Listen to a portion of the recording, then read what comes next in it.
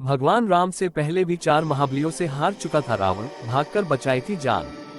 दोस्तों, आज मैं उन 4 महाबलियों के बारे में बताने वाला हूँ जिसे रावण भी हार गया था। कौन थे ये 4 महाबली? तो अभी तक आपने हमारे चैनल को सब्सक्राइब नहीं किया है तो चैनल को सब्सक्राइब जरूर करें। इसी तरह का लेटेस्ट और रोचक जानकारी और रहस्यमयी मैथोलॉजिकल और हिस्टोरिकल ज्ञान जानने के लिए भगवान श्री राम ने रावण का अंत किया था और ज्यादातर लोग यही जानते हैं कि रावण सिर्फ श्री राम से ही हारा था, लेकिन ये सच नहीं है। रावण श्री राम से पहले भी 4 लोगों से हार चुका था।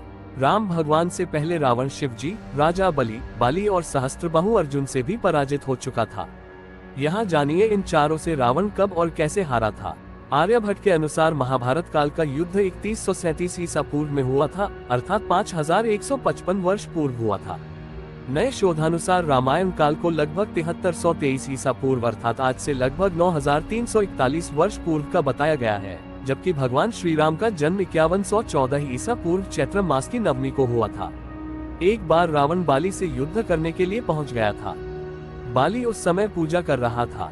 रावण बार बार बाली को ललकार रहा था, जिससे बाली की पूजा में बाधा उत्पन्न हो रही थी। जब रावण नहीं माना तो बाली ने उसे अपनी बाजू में दबाकर 4 समुद्रों की परिक्रमा की थी। बाली बहुत शक्तिशाली था और इतनी तेज गति से चलता था कि रोज सुबह सुबह ही 4 समुद्रों की परिक्रमा कर लेता था। इस प्रकार परिक्रमा करने के बाद सूर्य को अर्घ्य अर्पित करता था। जब तक बाली ने परिक्रमा की और सूर्य को अर्घ्य अर्पित किया, तब तक रावण को अपने बाजू में दबाकर ही रखा था। रावण ने बहुत प्रयास किया, लेकिन वह बाली की पकड़ से आजाद नहीं हो पाया। पूजा के बाद बाली ने रावण को छोड़ दिया था। इसके बाद रावण ने बाली से मित्रता कर ली थी। सहस्त्रबाहु अर्जुन एक क्षत्रिय राजा था जिसके 1000 हाथ थे और इसी वजह से उसे सहस्त्रबाहु अर्जुन भी कहते थे। एक बार जब रावण अपनी सेना लेकर सहस्त्रबाहु से युद्ध करने पहुंचा तो सहस्त्रबाहु ने अपने 1000 हाथों से नर्मदा नदी के बहाव को रोक दिया था। सहस्त्रबाहु ने नर्मदा के पानी के बहाव को अपने हाथों से रोक दिया और थोड़ी देर बाद पानी छोड़ दिया, जिससे रावण पूरी सेना के साथ ही नर्मदा में बह गया था। इस पराजय के बाद एक बार फिर रावण सहस्त्रबाहु से युद्ध करने पहुंच गया था। तब सहस्त्रबाहु ने उसे बंदी बनाकर जेल में डाल दिया था। जब ये बात रावण के दादा महर्षि पुलस्त्य को पता चली तो उन्होंने सहस्त्रबाहु अर्जुन से कहकर रावण को आजाद कराया। सहस्त्रबाहु अर्जुन एक क्षत्रिय राजा था जिसके 1000 हाथ थे और इसी वजह से उसे सहस्त्रबाहु अर्जुन भी कहते थे।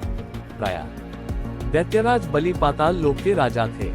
एक बार रावण राजा बलि से युद्ध करने के लिए पाताल लोक में उनके महल तक पहुंच गया था।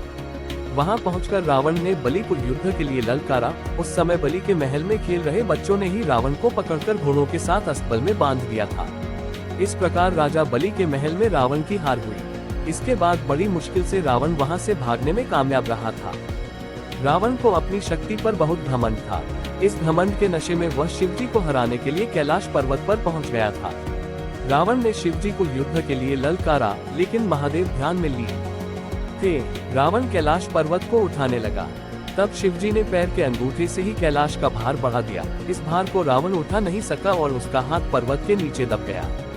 इस हार के बाद रावण ने शिवजी को अपना गुरु बनाया था और उनकी उपासना करने लगा था। रावण को अपनी शक्ति पर बहुत घमंड था।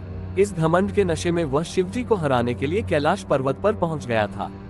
रावण ने शिवजी को युद्ध के लिए ललकारा, लेकिन महादेव ध्यान में लीन थे। रावण कैलाश पर्वत को उठाने लगा। तब शिवजी ने पैर के अंगूठे से ही कैलाश का भार बढ़ा दिया। इस भार को रावण उठा नहीं सका और उसका हाथ पर्वत के नीचे दब गया। इस हार के बाद रावण ने शिवजी को अपना